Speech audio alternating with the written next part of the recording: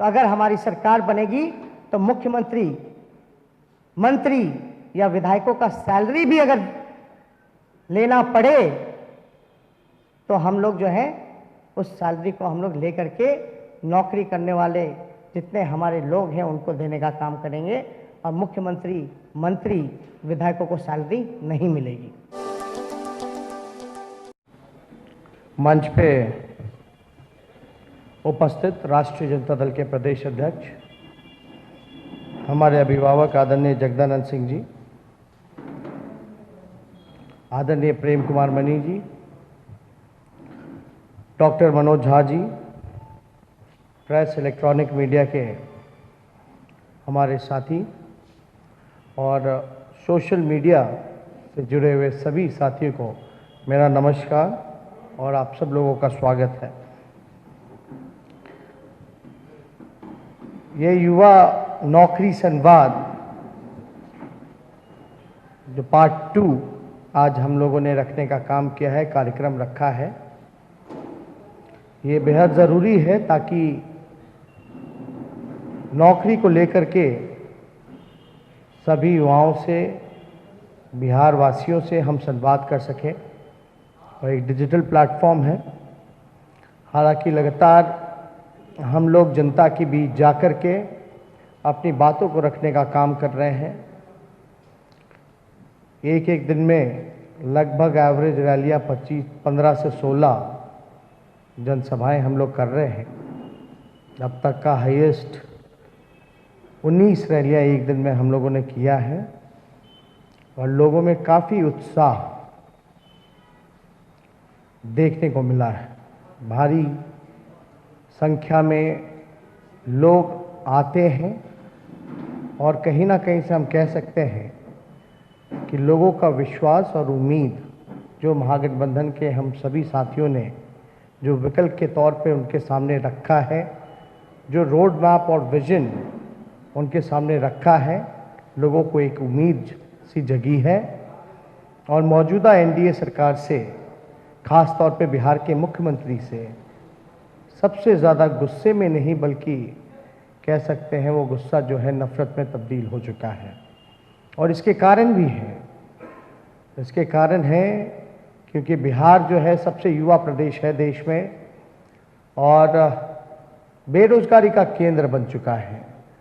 लगभग मैंने पहले भी बताया, बार बार मैं ये आंकड़ा आप लोगों के सामने रखता हूँ क्योंकि ये आंकड़े बेहद चौंकाने वाले आंकड़े हैं। जहाँ डबल इंजन की सरकार हो वहाँ बेरोजगारी दर 46.6% है, जो कि देश में सबसे अधिक है। और इसको देखते हुए हम लोगों ने बड़ा संकल्प महागठबंधन के साथियों ने लिया है और अपने प्रण में संकल्प को बिहार के सामने रखा है जो कि सच होने वाला है। तो आज इसी पे चर्चा हम लोग करेंगे कि आखिर क्यों बिहार में शिक्षा को लेकर के, चिकित्सा को लेकर के, रोजी रोटी रोजगार को लेकर के भारी तादाद में लोग बाहर जाते हैं, पलायन करते हैं। जहां बिहार का पैसा दूसरे प्रदेशों में जाता है, अरबों खरबों करोड़ रुपए खर्च हो पाता है, बाहर जाता है। ये बड़ा कारण है जिससे हमारा बिहार गरीब होता जा रहा है क्योंकि बिहार में पैसे खर्च नहीं हो पाने। हम लोगों ने देखा कि नीतीश कुमार जी थक चुके हैं, उनसे बिहार संभल नहीं रहा और कहीं ना कहीं से एक नकारात्मकता उनके अंदर दिखी है। जब हम लोगों ने 10 लाख सरकारी नौकरी पहले कलम और पहले मंत्रिमंडल में देने का संकल्प रखा बिहार के सामने, तो कहीं ना कहीं से बड़ी नकारात्मकता भरी टिप्पणियां नीतीश कुमार जी ने की। ऐसे कह रहे थे जैसे ये काम हो ही नहीं सकता, असंभव है। आज के दौर में जब लोग चांद पे चले जाते हैं तो बिहार में कारखाने और नौकरियां क्यों नहीं मिल सकती? नीतीश कुमार जी ने कहा, कुछ बात तो ऐसी बोली जिससे निजी हमला उन्होंने किया कि क्या अपने बाप के पास से पैसा लाएगा, इस तरह की बातें उन्होंने कही। हालांकि बड़े हैं, कुछ भी कह सकते हैं, वो गाली दे या कुछ भी कोसे, उनका सब कुछ जो है हमारे को आशीर्वाद के रूप में लगता है। जब लैंडलॉक्ड स्टेट की बात उन्होंने की थी तो उन्होंने कहा था कि बिहार में उद्योग नहीं लग सकते, कारखाने नहीं लग सकते, नौकरियां नहीं दी जा सकती। हमने कहा था तब तो पंजाब और हरियाणा, राजस्थान भी लैंडलॉक्ड स्टेट है, तो वहाँ कारखाने क्यों लगे हैं? बिहार के लोग पंजाब, हरियाणा जा कर के रोजी रोटी क्यों कमाते हैं? उन फैक्ट्रियों, कारखानों में क्यों काम करते हैं? हालांकि इसके बाद कोई जवाब नीतीश जी का आया नहीं। और ये बार बार वो कहते हैं नीतीश कुमार जी कि हमने जो है 6 लाख लोगों को रोजगार दिया 15 सालों में। ध्यान से सुनिएगा, ये महत्वपूर्ण बात है। वो बार बार कहते हैं कि हमने 6 लाख नौकरियां दी, लेकिन नीतीश कुमार जी ने ये कभी नहीं बोला कि सारे कॉन्ट्रैक्ट पे नौकरियां थी, पक्की नौकरियां नहीं थी। वो जितने भी थे संविदा पे बहाली निकालते हैं, संविदाएं पे। ये क्यों नहीं बोलते कि भाई हमने पक्की नौकरियां दी? और जब हम कह रहे हैं 10 लाख नौकरियां हम देंगे, तो उनको शक होता है कि पैसा कहां से लाएगा। तो हमने पहले भी बताया था, पैसा बिहार का कुल बजट 2,11,13,000 करोड़ रुपए का है, जो कि 40% खर्च नहीं कर पाते, जो कि 80,000 करोड़ होता है। एक 80,000 करोड़ अलग है जो बिहार सरकार खर्च नहीं कर पाती। दूसरा, राइट फॉर एजुकेशन, जो सेंट्रल से जो फंड मिलता है लगभग 24 से 25,000 करोड़, वो ये पैसा जो है लौटा देते हैं। लेकिन मैं सुशील कुमार मोदी जी को, नीतीश जी को ये कहना चाहता हूं कि हमारे पास पैसा है, लेकिन इच्छा शक्ति होनी चाहिए, जो कि आप दोनों के पास नहीं है। और आप दोनों से बिहार संभल नहीं रहा, क्योंकि आप लोग थक चुके हैं। अगर फिर भी नीतीश जी को, सुशील मोदी जी को लगता है, तो अगर हमारी सरकार बनेगी तो मुख्यमंत्री, मंत्री या विधायकों का सैलरी भी अगर लेना पड़े, तो हम लोग जो है उस सैलरी को हम लोग लेकर के नौकरी करने वाले जितने हमारे लोग हैं उनको देने का काम करेंगे। और मुख्यमंत्री, मंत्री, विधायकों को सैलरी नहीं मिलेगी। अगर फिर भी संदेह है तो। दूसरी बात, हम ये कहना चाहते हैं कि संविदा पे जितने कर्मियों को हम लोग जो है नियमित करने का काम करेंगे। हम लोगों ने पहले भी बोला, जितने नियोजित शिक्षक हैं, सभी लोगों का जो आंदोलन रहा समान काम समान वेतन को लेकर के, उन सभी को जो है अधिकार, समान काम समान वेतन का हमारी सरकार देने का काम करेगी। स्वयं सहायक समूह हैं, जीविका दीदी, आशा कर्मी, आंगनबाड़ी, रसोइया सहित तमाम अन्य साथी, जिनका मानदेय को हम लोग जो है दुगुना से 3 गुना बढ़ाने का काम करेंगे और नियमित करेंगे। और ख़ास तौर पे मैं बताना चाहूँगा और ऐलान करना चाहूँगा कि शिक्षा के क्षेत्र में लालू जी के समय, राबड़ी जी के समय बिहार को 7-7 विश्वविद्यालय मिले। नीतीश जी इस पे कभी चर्चा नहीं करते हैं, कोई बात नहीं करते हैं। लेकिन हमारी जब सरकार बनेगी तो बेगूसराय में राष्ट्रकवि दिनकर के सम्मान में एक विश्वविद्यालय की स्थापना की जाएगी। दूसरा विश्वविद्यालय मिथिलांचल में जननायक स्वर्गीय कर्पूरी ठाकुर जी के नाम पे हम लोग एक विश्वविद्यालय का स्थापना करेंगे जो कि मिथिलांचल में होगा।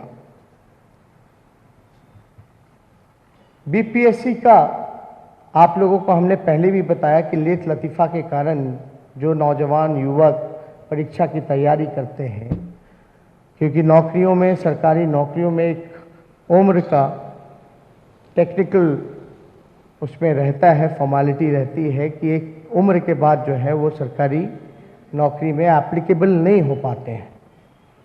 तो हमने कहा था कि अगर बीपीएससी 4, 5, 6 साल लगाता है तो इसका नुकसान हमारा युवा जो एड़ी चोटी दिन रात लगा करके मेहनत करके जो इस कंपटीशन की तैयारी करता है और बीपीएससी के गलती के वजह से वो इसका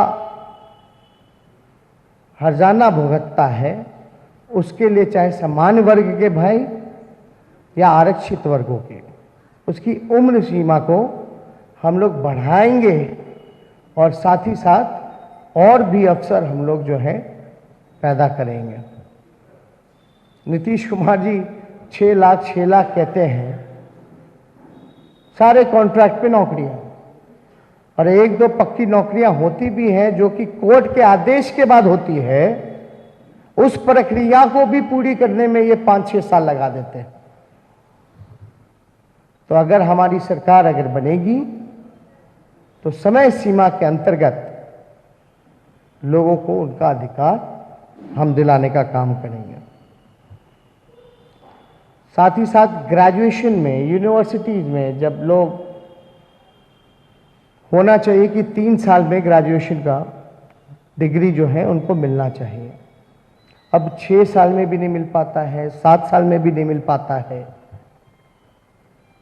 तो हम समय सीमा के अंदर 3 साल के अंदर उनको ग्रेजुएशन का डिग्री दिलवाने का काम करेंगे। साथ ही साथ बिजली बिहार में सबसे महंगा है पूरे देश में, क्योंकि बिजली का उत्पादन जो है बिहार सरकार खुद नहीं करती है बल्कि खरीदती है और दुगुने रेट पे बेचती है। मान लो 4 रुपये पर यूनिट पे खरीदा तो 8 रुपये पर यूनिट में आपको बेचा। इस वजह से देश में अगर सबसे महंगा बिजली है तो वो बिहार में है।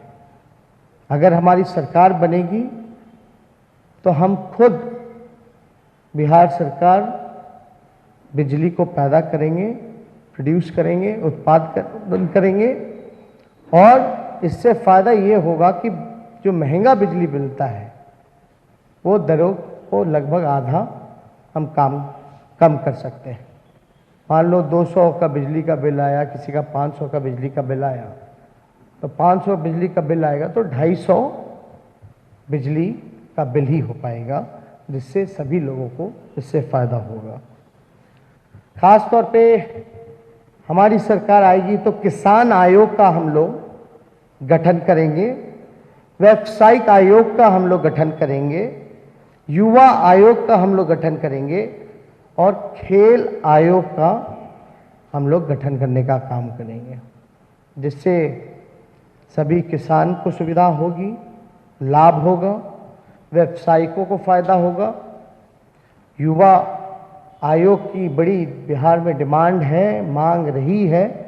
जब हम राजनीति में आ रहे थे तब से ही ये लोगों की मांग रही है कि युवा आयोग का गठन होना चाहिए, लेकिन इन 15 सालों में ना तो किसान आयोग का गठन किया गया, ना तो व्यावसायिक आयोग का गठन किया गया, ना युवा आयोग का गठन किया गया, ना ही खेल आयोग का गठन किया गया। खेल की स्थिति आप लोगों से छुपी नहीं है बिहार में। हमारा मकसद है कि कोई बिहार का लड़का को भी इतनी फैसिलिटी मिले, इंफ्रास्ट्रक्चर मिले, सपोर्ट मिले सरकार से, ताकि वो अपनी तैयारी कर सके, प्रिपेयर कर सके, अच्छी कोचिंग मिले, ताकि ओलंपिक्स में भी बिहार का लड़का जा कर के गोल्ड मेडल जीत करके आए, देश का और बिहार का नाम रोशन कर सके। लेकिन यहाँ तो पढ़ाई चौपट है, जहाँ 6-7 साल में बीए की डिग्री मिलती है, लोगों को नौकरी नहीं मिलता।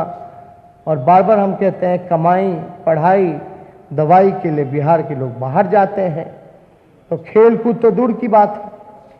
तो इसलिए प्रॉपर इंफ्रास्ट्रक्चर हम लोग सभी लोगों को देने का काम करेंगे।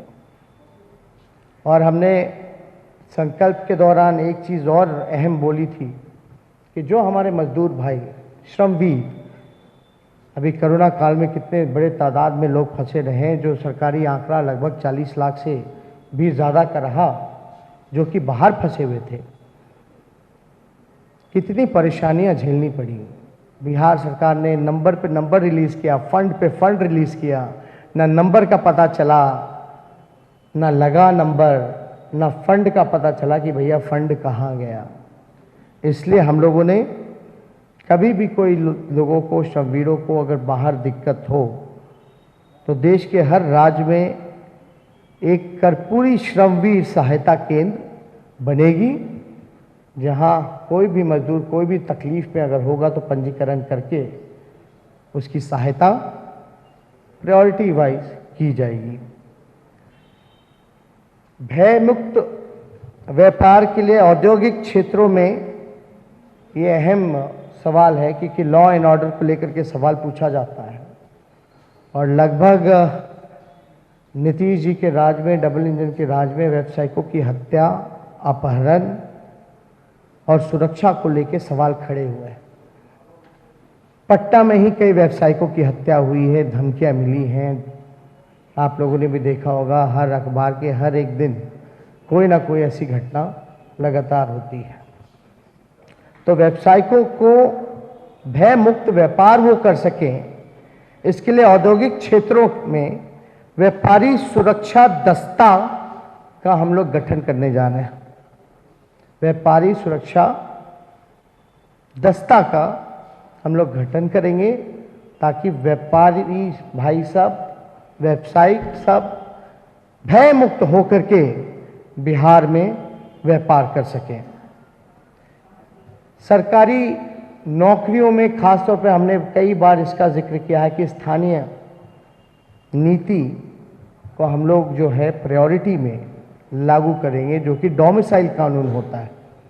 झारखंड के राज्य चले जाइए, मध्य प्रदेश चले जाइए, महाराष्ट्र चले जाइए, हर जगह ये कानून